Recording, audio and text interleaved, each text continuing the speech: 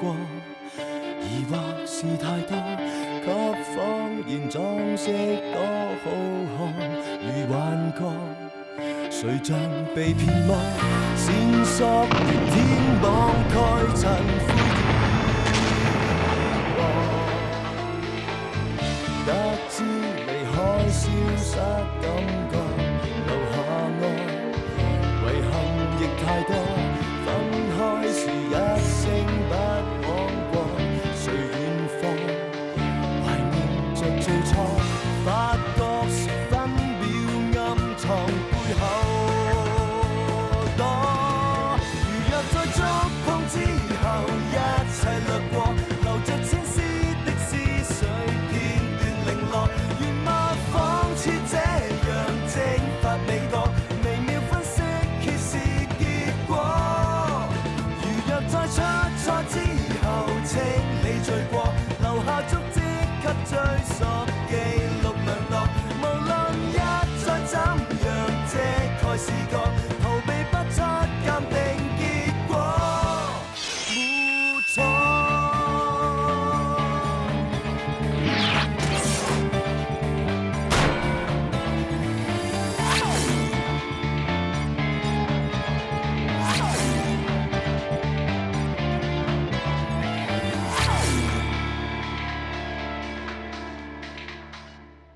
水滴滴咁睇我手袋啊！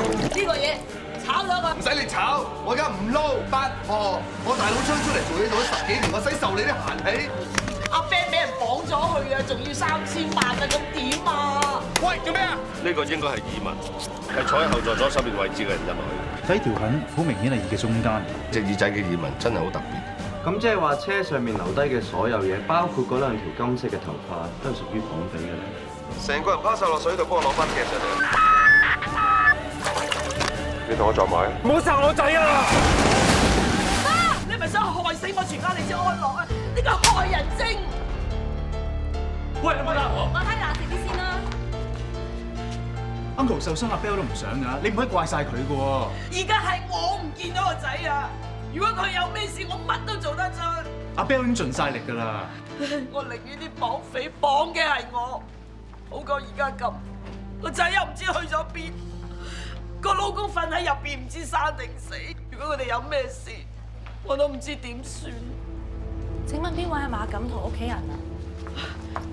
我係佢太太啊！我老公而家點啊？佢而家醒咗，你可以入去睇佢。圖啊！話你見點啊？你邊度痛啊？阿 Ben， 救翻阿 Ben 未啊？你而家傷成咁，你唔好理嗰啲嘢啦。阿 Ben 會冇事嘅，你顧掂自己身體先啦。國英，你醫生啊，點解佢仲咁辛苦㗎？阿馬生第4條肋骨斷咗，仲插咗入肺葉添。人潮來出血，我哋已經做手術啦，為佢止咗血，肋骨亦都駁翻。但係斷咗佢條肋骨咧，要等佢自然愈合嘅。所以馬生啊，唞啖氣都痛㗎。可以送病人上房，你哋順便啊為佢辦理入院手續啊。唔該，醫生。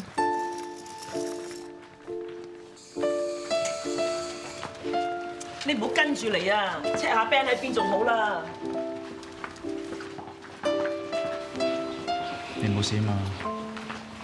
你塊面仲好紅喎，我攞啲冰俾你敷下。嗰陣冇嘢。都係敷下好嘅。買啲嘢俾你哋飲。喺度，你個西北點啊？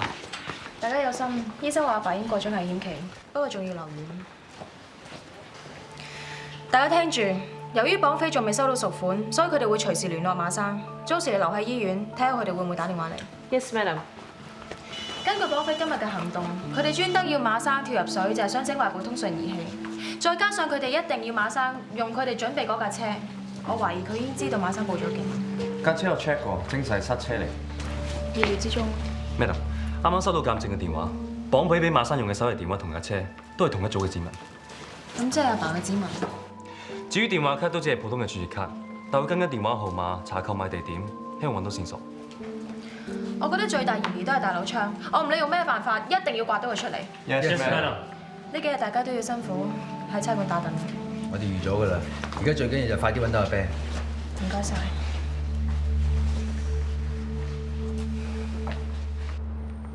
阿 Sam 啊，你幫我揸架車翻去啦，我送阿 Bell 翻屋企先。唔使啦，我自己翻去得啦。你咁攰，揸車好危險㗎。係咯，你而家咧應該多啲休息，等阿文車你啦。唔該晒，翻啦。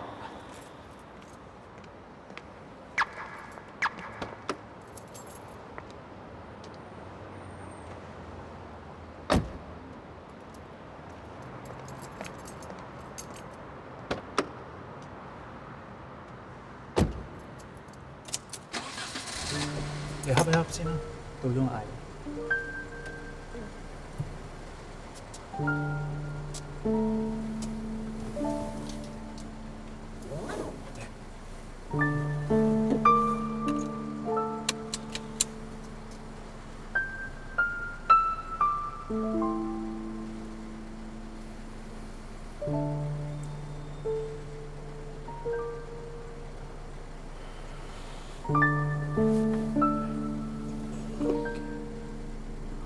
放心啦，佢哋會有事嘅。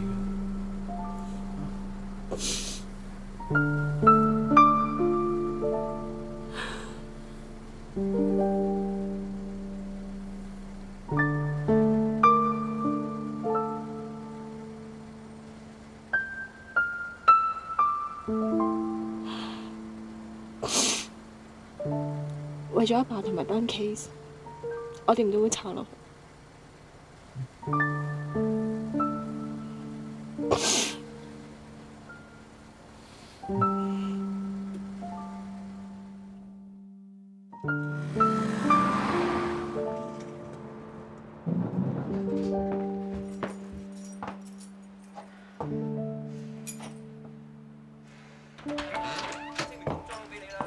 媽，仲未瞓咩？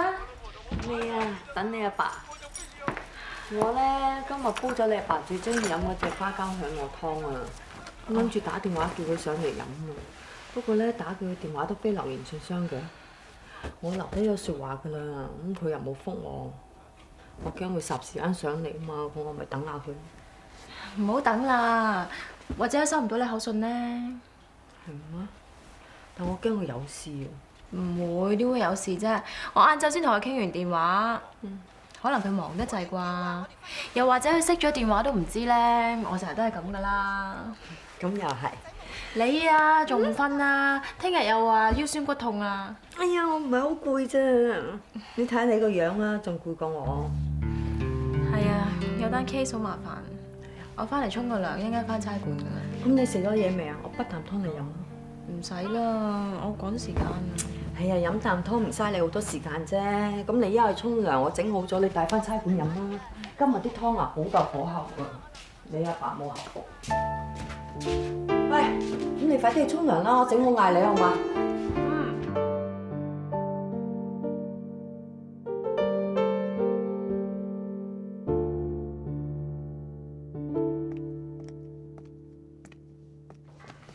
咩啦？收咗晒。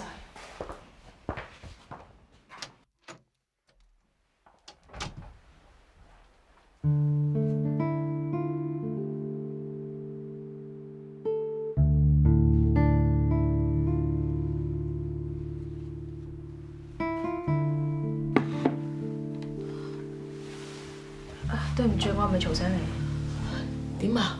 係咪有阿 Ben 嘅消息啊？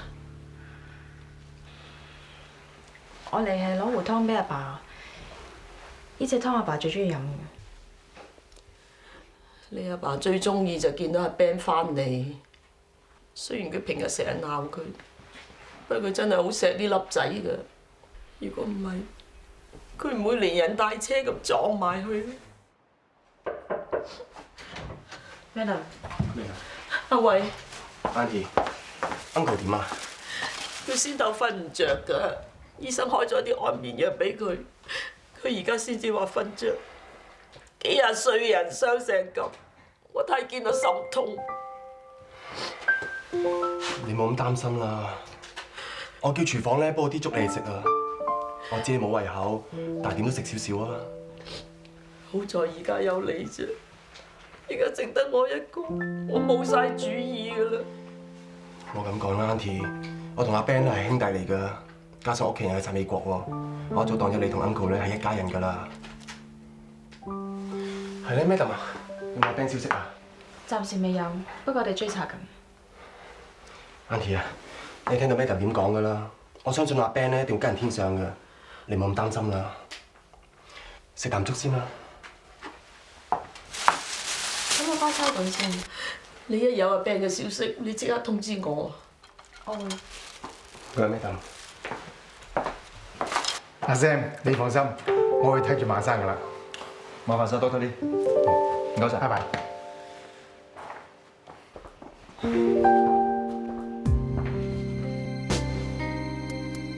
啱啱同 Doctor Lee 傾開 Uncle 嘅傷勢，原來佢嘅血型係比較罕有嘅 Power Bombay A 型，所以佢會盡快 check 下血庫裏邊有冇呢種血，以備不時之需。你啱啱幫 Ivan 揸咗個車翻去，而家要趕翻嚟醫院交代阿爸嘅嘢，真係唔該晒你。我兜架車翻嚟啊，好方便啫嘛。我都希望你可以盡快揾翻你細佬。真係估唔到我家事會變咗公事，仲搞到勞師動眾。又嚟咯！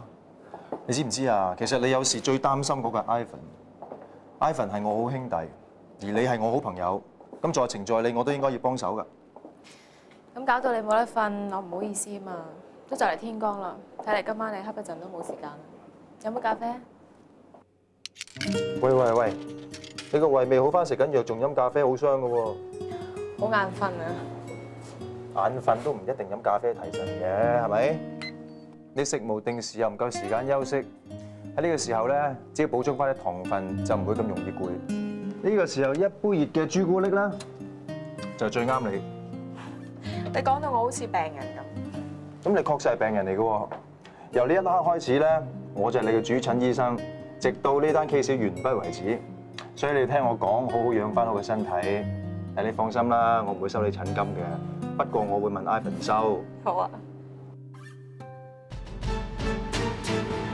由於阿 Ben 單綁架案冇乜大頭緒，所以我將所有嘅證物重新又 check 多次。Back to the basic。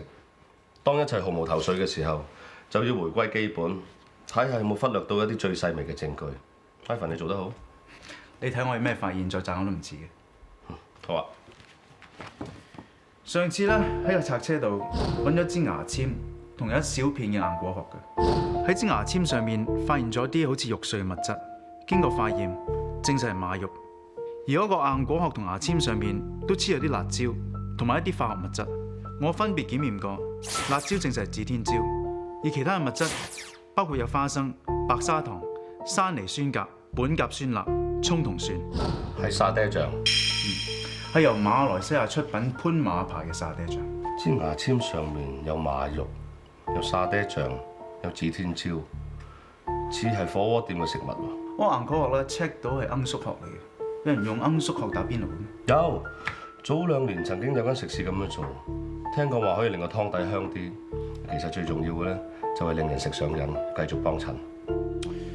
另外咧，喺硬果殼上面仲發現一種物料，唔係屬於沙爹醬，亦都唔係一般打邊爐會用嘅嘢嚟嘅，就係麥冬。麥冬係中藥嚟嘅噃。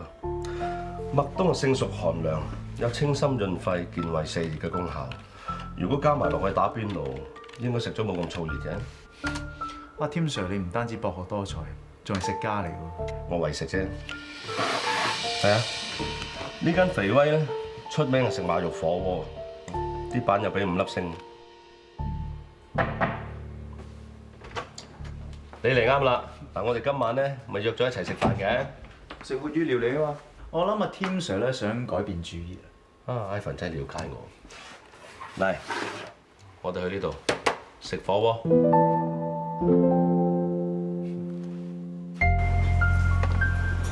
喂，老細，呢度呢啲嘢真係幾新鮮，唔錯。我啱啱先租埋樓上個閣樓做 VIP 房，記得繼續關照我啊！一定啦，等你發嘅。生喺呢邊，唔該。唔該，請問洗手間喺邊入？呢度食行勢㗎啦。唔該。點啊？叫個老細要啲咩飲啊？開壺茶先啦。好啊。老細，幫我寫啲嘢。好啊。各位老細想食啲咩咁啊？有咩介紹啊？我哋啱啱新出咗個燉湯湯底，滋補又好味，想唔想試下？都好喎，一舉兩得。唔得，呢度最出名嘅馬肉火鍋啊嘛，我哋特登嚟試下㗎。燉湯湯底夾唔夾啊？原來你想食馬肉，你哋食唔食得辣先？我係四川人嚟嘅，你話得唔得？咁你要試下我哋嘅招牌沙爹湯啊！我哋啲沙爹醬係馬拉貨，靚嘢嚟㗎。馬拉貨，潘馬牌啊！啊，老細真係識貨喎！我哋就係用潘馬牌嘅，加埋四川嘅指天椒，攞嚟食馬肉啊，真係又香又辣。就呢個？唔得，沙爹湯底加指天椒，周圍都有得食啦，有乜咁特別啫？點啊，老細？仲有咩好介紹啊？嗱，聽講呢度仲有啲好嘢嘅喎。罌粟殼同麥冬咧，聽講個湯底落咗罌粟殼會特別香嘅喎，落咗麥冬咧就食完都冇咁燥，係咪啊？原來你想食呢啲啊，老細你遲咗啦。早排食環署嚟口頭勸我哋唔可以再落罌粟殼，我哋都冇用好耐啦。至於打邊爐落麥冬，我真係聽都未聽過喎。不如咁啦，我而家先幫你落咗個沙爹湯底同埋馬肉，其他嘅嘢你咪自己慢慢揀啦嚇。好，快晒。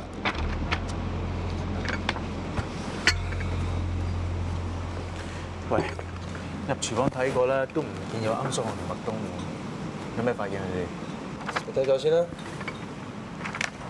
喂，豆腐青菜啊，都唔飽肚嘅，食咗冇料到喎。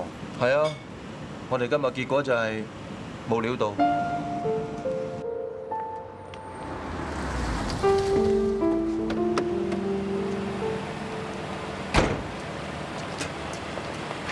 多謝老細。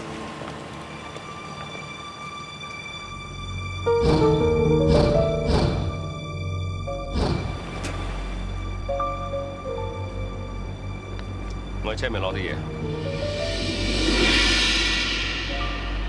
我幫你。好。喂，張生咁夜啊？係嗰間超仔記咯，晚晚都咁爆嘅，排咗成個鐘都冇位，訂咗台都冇用。咪過翻嚟咯！嗰間嘢唔憂冇生意做，一係你學我咁早啲到，我話5點半到，咁打完邊爐過嚟開工時間啱啱好。係喎，等我聽晚早啲去。超仔記嗰個秘製湯底咧真係掂，唔知用咗咩秘方咧，食完好似上咗癮咁樣，成日心思思上去食。不過最衰咧，食得多係燥。搞正你啊，張生，叫老細加啲麥冬落去就唔燥啊！你食嘢先，食嘢先，食嘢。睇嚟我哋揾咗目標啦！有罌粟又有麥冬嘅火鍋鋪咧，唔係肥威，係超仔記至啱。而家邊間火鍋唔重要，最重要係個泊車仔。其實已經俾咗好大線索我哋嘅。我 call 阿 Bell。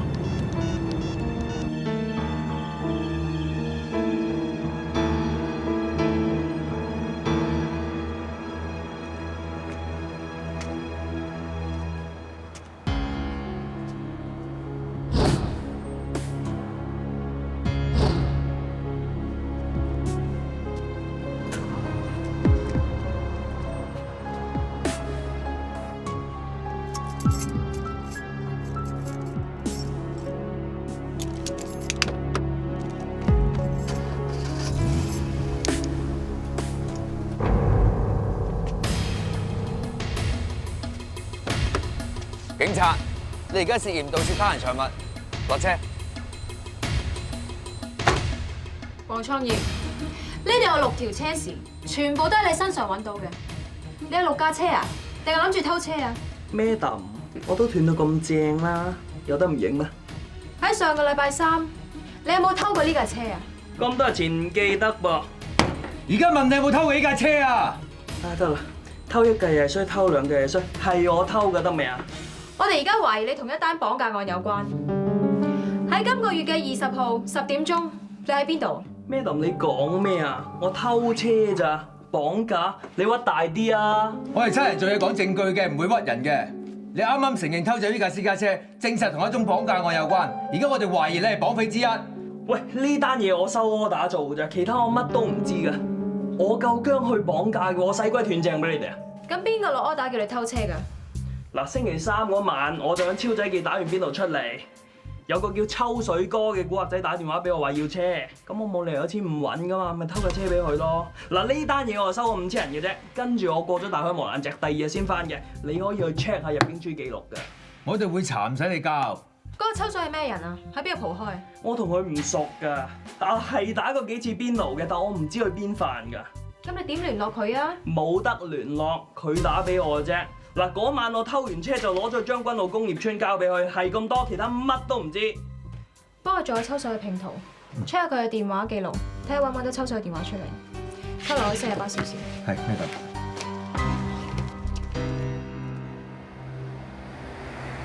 Madam， 我哋 check 過抽水打俾黃創業嘅電話，只不過係普通嘅電話儲值卡，仲要係2個月之前已經賣出，已經跟唔到。咁抽水嘅拼圖咧？已經 send 咗去 CRB 嗰邊，佢哋 check 過之後話資料庫入邊冇一個叫做抽水嘅積犯。Madam， 飯冇揾你啊 Auntie， 媽，你哋發生晒啲線人，睇下怪唔怪得抽水係邊飯嘅 ？Yes, madam。媽坐，過嚟都唔打俾我嘅。哇！你睇你啊，成對熊貓眼走咗出嚟，好辛苦啊？唔係啊，唔係喎。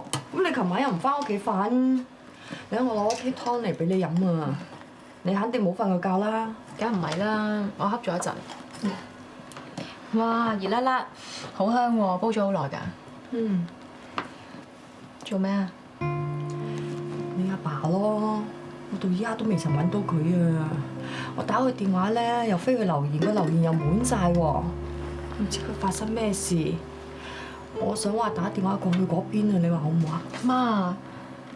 媽，其實阿爸同我講咗㗎啦，佢同大媽過澳門啫嘛。係啊。你想揾佢啊？因為我直接打去酒店房啊。哎呀，冇，我冇緊要事揾佢㗎，我知佢冇事就得㗎啦，唔好搞大件事啦，好啦。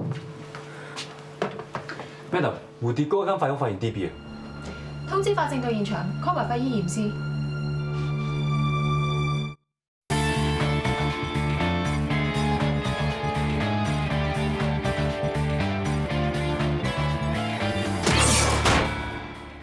我不嬲都喺呢個山頭度執啲汽水罐啊、垃圾咁攞去賣嘅。呢間屋不嬲都冇人住嘅喎。呢幾日咧，個門口垃圾窩嗰度周時都會有啲食剩嘅飯盒劈咗喺度嘅。今日我啊諗住嚟睇下有冇飯盒執啦。誰知一嚟到就見門口嗰度有幾個飯盒劈咗喺度喎，睇個樣好似仲未俾人食過添喎。咁啊走埋去執啦。點知行到門口就聽到砰砰咁嘅聲啦。哎呀！嚇死我啦！原來有個男人血淋淋咁瞓咗喺度喎，我唔知佢生定死啊嘛，咪留低跑翻落山去報警咯。咁你有冇見到其他人啊？冇見到，唉，諗住執個飯盒啫，點知會遇到死人咁大件事㗎？唉，真係大吉利是。阿爸，説話咧就可以亂咁講，但係嘢咧就唔可以亂咁執嚟食㗎。早排咧先有幾個人啊喺垃圾桶度執到啲蛋糕嚟食，結果食物中毒入晒醫院啦。所以咧，以後就千祈唔好亂咁執嘢食。有咩需要咧，就揾社工幫手啦。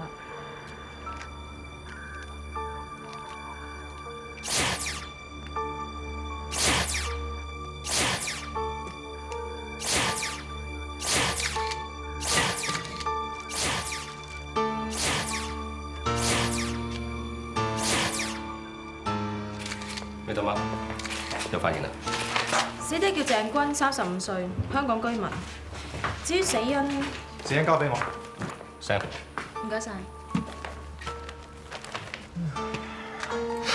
好眼瞓啊？唔係啊，我死撐啦，幾耐冇瞓啊？瞌咗幾粒鐘咯。不過Madam個細佬仲未揾翻，而家又嚟單 DB 啊，睇怕有排冇得瞓。你咁樣唔掂㗎，一間賊都未捉到啊！你一個冧晒啊！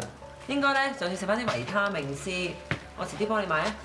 係啊，唔該晒啊！因為斷症喺度，張凳都有啲血跡。喂，唔止啊，上面有條纖維啊！點啊？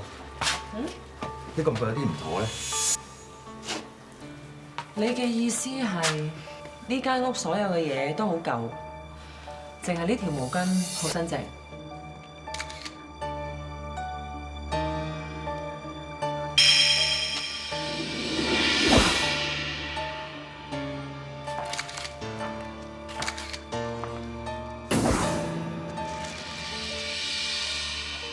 死者大約死咗2個鐘頭，初步估計係頸部動脈被割損失血過多致死。正常嚟講，一個健康嘅成年人會有5到6公升嘅血。當一次過出血量超過1.5公升嘅時候，就供應唔到俾其他器官，尤其係大腦、心臟同埋其他中樞，就會令到一個人昏迷同埋休克。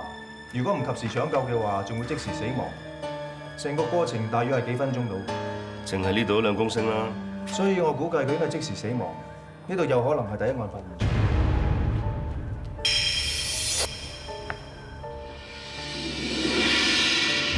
呢個應該係耳紋，係坐喺後座左手邊位置嘅人入來嘅。可惜鑑證科咧冇耳紋嘅資料可以做比對。但係點解呢一度會有條痕嘅？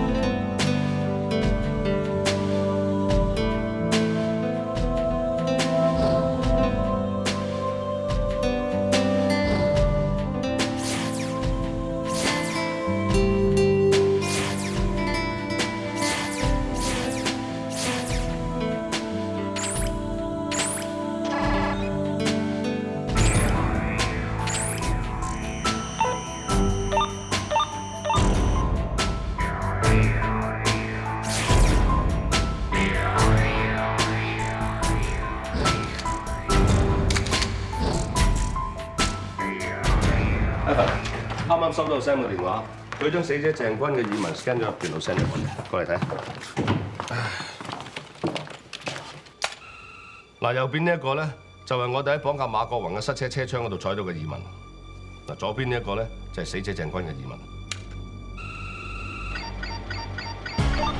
咦，2個耳紋都有條痕喎。起初我哋好奇怪，點解佢耳仔會有條咁嘅痕？又諗過會唔會係耳環啦，定係藍牙 handfree？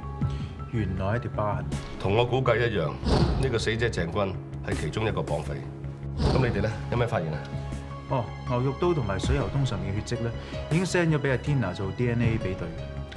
斷繩嘅斷口並唔整齊，我估計佢應該係俾人鋸斷嘅。喺摺凳上面嘅纖維同斷繩嘅係一樣，我仲喺上面揾到啲皮屑。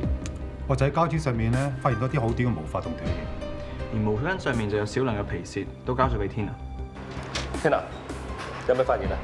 我已經比對過你哋3個人嘅皮屑同埋血液樣本，添上去睇下。牆上面嘅血跡的確係屬於死者嘅，而斷繩、膠紙同毛巾上嘅 DNA 都係屬於馬國宏嘅，甚至喺摺凳上面嘅鐵片有血跡都係屬於馬國宏嘅。咁水喉通同埋帆布床上面啲血跡咧？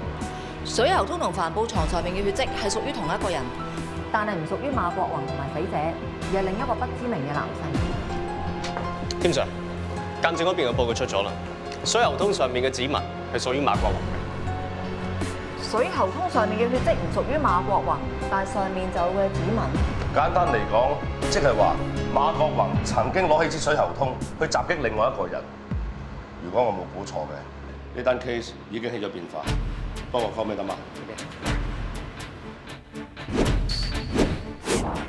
白色嘅紙牌就代表一般嘅證物，其他顏色嘅紙牌咧就代表唔同人嘅特色，而藍色嘅紙牌咧就代表馬國宏。我哋綜合晒所有證據，證實咗呢間屋就係綁匪收埋馬國宏嘅地方。我哋喺呢一間房揾到一條戒斷咗嘅白棉繩，佢上面嘅皮屑同埋呢一張摺凳上面嘅血跡，經過 DNA 比對，都證實屬於馬國宏嘅。我哋相信啲綁匪將馬國宏反綁之後，就韞咗喺呢間房嗰度，而馬國宏就利用呢張摺凳突出嚟嘅鐵片戒斷條繩，意圖逃走。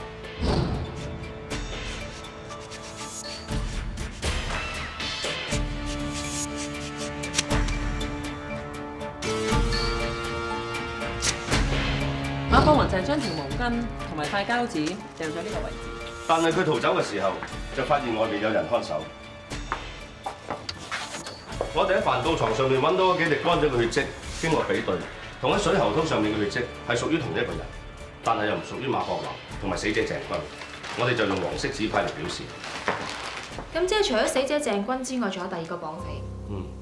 但係我哋又喺呢支水喉通度揾到馬國宏嘅指紋，所以照我推斷，馬國宏當時想離開呢間房嘅時候，發現外邊有人看守，於是乎佢就隨手拎起支水喉通襲擊第二個綁匪。但係喺呢個時候，另外一個綁匪，即係死者鄭君，就喺廁所度行出嚟。你點知佢喺廁所行出嚟咧？因為喺地下度留低咗幾個鞋印，經過我哋發現，呢幾個鞋印同鄭君着住嗰條爬山鞋係一樣嘅。我推斷當時嘅情形應該係咁：死者鄭君喺廁所度行出嚟嘅時候，就見到馬國宏襲擊第二個綁匪，於是乎佢就攞起把牛刀襲擊馬國宏。喺混亂之間，佢就錯手割中自己頸部大部分，結果就失血過多致死。紅色嘅紙牌就係代表死者鄭君嘅血。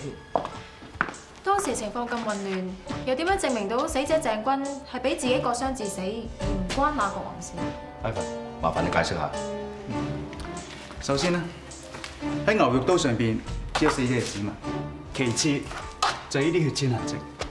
呢啲血濺痕跡咧係呈噴霧形態嘅，而血滴嘅直徑係少於1 mm， 係屬於高速撞擊非濺痕跡 HVIS。HVIS 咧通常由物體以每秒30米以上嘅速度去接觸血緣，咁通常係由槍擊啊、爆炸或者係動脈噴射形成。由牆上面嘅血濺痕跡咧，可以推算出當時噴血嘅位置離個接觸面嘅距離大約只有1尺度。咁即係話，當時死者鄭君應該係攞住把牛肉刀，企喺我而家嘅位置面向牆，而牆上面呢個位置咧係一滴血都冇嘅。其實係因為呢個人擋住咗。咁即係當時死者鄭君係揸住把牛肉刀，將馬國宏逼埋牆。冇錯，而把刀上邊咧只有死者指紋。咁即係話馬國宏同死者糾纏期間，馬國宏由始至終都冇上到把刀。咁相信係死者錯手戒到自己頸上面把刀。而根據地上嘅血跡咧，相信係死者受傷之後俾馬國宏推開咗，失血過多而致死。咁如果一個綁匪死咗，一個綁匪傷咗，咁點解馬國宏唔走？因為第三個綁匪就喺呢個時候出現。呢一度就係目擊證人見到飯盒嘅地方。當時嘅情形應該係第三個綁匪啱啱喺外邊買完飯盒翻嚟，就見到第二個綁匪暈咗，而死者鄭君又不知倒地，於是乎佢就撲向馬國宏，希望將佢制服。所以嗰個阿伯嚟到嘅時候，佢喺門罅度見到有幾個未食過嘅飯，佢就想執嚟食，但係聽到屋裏邊砰砰聲，佢就喺門罅嗰度裝入嚟。佢淨係見到死者鄭君瞓咗喺地下度，就見唔到其他人。相信嗰兩個綁匪當時係喺房度打緊馬國宏。啲綁匪知道事敗之後，就連自己同黨嘅屍首都唔理，將馬國宏帶走。馬國宏今次逃走失敗，亦都為自己帶嚟殺身之禍。因為佢已經見過晒3個綁匪嘅樣。冇錯。啲綁匪初時可能真係求財，但係而家俾馬國宏見到個樣，佢哋好大機會收咗贖款之後就會撕票殺人滅口。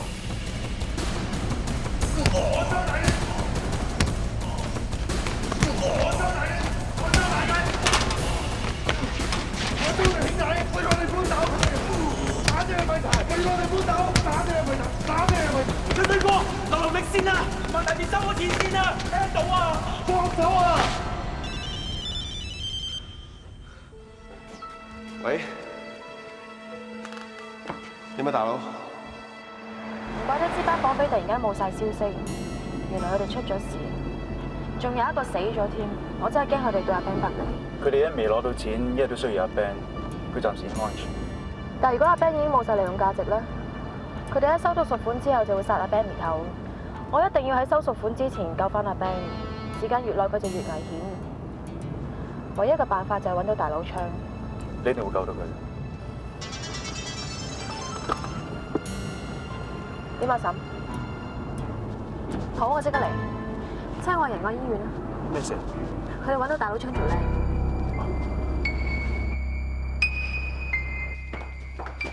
咩嚟？人呢？你點樣發現佢㗎？有冇見到大佬槍啊？今次真係全救 formula 啦。 Madam 啊，今晚7點左右，我收到台 call 話必發道發生交通意外，有一個途人被車撞傷，我係第一個趕到現場㗎。我發現一個男傷者重傷，就睇佢銀包同埋手機，想通知佢屋企人。點知就喺手機度發現到呢一張相。我認得相入面嘅係馬太同埋馬國宏，佢哋兩個都係冇望鏡頭嘅，好明顯係偷拍。我覺得又可疑，所以就 call 審上啦。唔該晒。傷者叫李俊光，花名老鼠光。我哋仲查到呢張相由另一部手機 send 過嚟嘅，出過嗰個登記人咧叫黃廣昌，即係大佬昌。佢電話號碼停用咗嘅，有發現 wallpaper 張相應該係老鼠光嚟嘅，不過 icon 遮晒喺口鼻啦。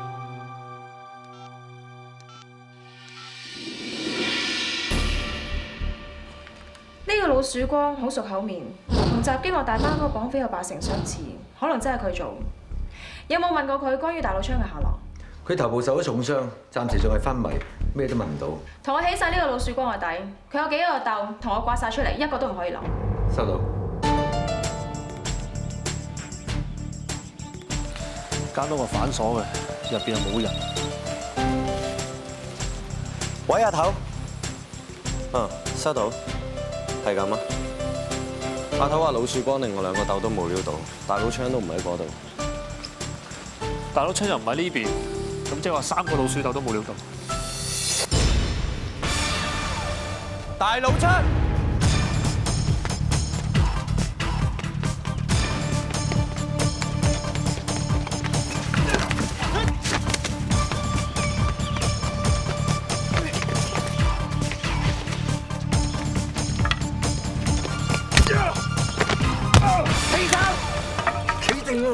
企定啊！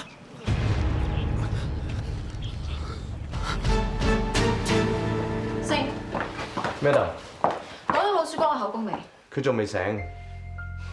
喂，阿 Sir， 我良好市民嚟噶喎，你使唔使咁大陣仗拉我翻嚟啊？你係良好市民，咁使乜病埋啊？喂，咁我爭落人哋貴你啲數冇錢還，咁病埋好正常啫係嘛？咪犯法啊？冇辦法，見到我啲伙計又走，身有屎啊！喂，大佬啊！我見到有人衝埋嚟，我梗係以為追數㗎啦，仲唔走咩？喂，Madam，你家啲阿 Sir 咪兼職做埋追貴你數係嘛？咪揾我翻嚟做咩？我哋而家懷疑你同一單綁架案有關。啊，Madam，你幾好笑㗎。之前你喺馬國宏間八喜酒樓度做部長，但係你得罪咗佢阿媽郭以芬，佢阿媽話要炒你，你就發晦氣唔撈，你條氣越諗越唔順。跟住就綁架佢個仔馬國宏，仲揾老鼠光綁架郭以芬，不過失敗咗。喂 ，Madam， 你唔好阻啦做喎，我冇綁架嗰個八婆同佢嘅仔喎。你唔使唔認啊，老鼠光已經認晒，仲話係你指使佢。佢指喺邊條筋啊？坐翻低啦，坐翻低啊 ！Madam， 你唔好信啊，老鼠光亂咁噏啊，都唔知食錯啲咩藥。我就係叫佢啊打個八婆一身俾啲顏色佢睇下嘅啫。綁架，我乜都唔知。你淨係叫老鼠光打郭以芬？係啊，鬼叫八婆乞人憎啊！係人啊都憎個八婆同佢個仔噶啦，年中啊都唔知得罪咗幾多人啊！咧前2個禮拜啫嘛，有個豬肉佬嚟收數收唔到，嘈到入佢房啊發晒爛渣咁添啊！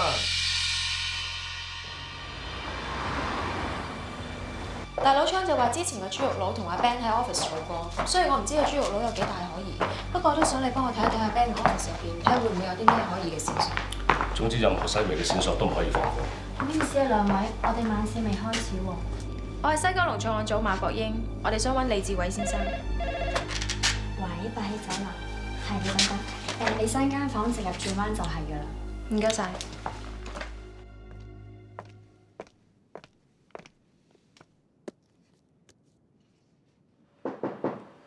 Madam， 等我嚟介紹，呢位係法政部高級化驗師高賢博。你好，你好，隨便坐啊。唔該。Madam 啊，你今日上嚟咧係咪有 Ben 消息啊？暫時都未有。其實我哋今次嚟想搜證，同埋有啲嘢想問下你。聽講早排有個豬肉供應商同阿 Ben 嘈過嚟係嘛？嗰件事啊，其實誤會嚟㗎。咁做我哋呢行咧，不嬲都會有找數期，同埋會摘數嘅。咁啱個會計咧就唔記得寄張支票出去，咁個供應商落咪話嚟走數咯。後尾解釋清楚都冇事啦。咁你知唔知阿 Ben 呢排有冇同人嗌霎過？照我所知就冇。嘈得最犀利嗰次都係大佬昌。尋日咧我問過晒伙計㗎啦，先知道大佬昌原來有案底嘅。其實實都係我唔好啦。如果請佢嘅時候咧有查清楚嘅話，阿 Ben 可能未必會有事。咦，原來李生你喺度啊？林小姐嚟咗㗎啦，佢話想同你傾下菜單嘅嘢。知㗎啦，你翻出去先啦。嗯。Madam 唔好意思啊，我要出去招呼客人啊。唔阻你，我哋喺度等你。隨便。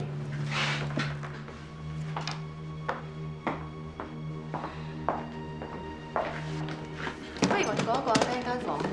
你唔覺得好奇怪嘅咩？頭先嗰個知客話，原來李生你喺度啊，乜佢唔應該喺度嘅咩？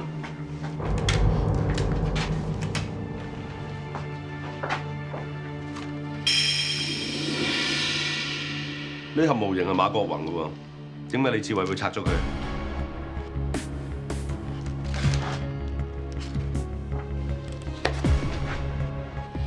你睇下，呢間房係馬國宏嘅。仲有佢用埋馬國宏嘅 office， 唔通佢知道馬國宏唔會翻嚟咩？